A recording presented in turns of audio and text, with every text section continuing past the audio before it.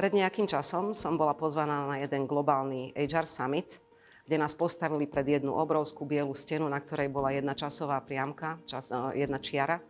A našou úlohou bolo, aby sme tam písali významné mená, modely, počiny, ktorí zásadným spôsobom ovplyvnili management, leadership a HR. Všetci sa pustili hneď do práce, na stenu pribúdali mená a ja som tam stále jak také teliatko s otvorenými ústami a po chrbte mi stekal studený pot. Krátko po tejto situácii sa do môjho života dostalo CIPD. Keby teraz sa znova vyskytla takáto príležitosť, tak myslím, že by som si to užívala.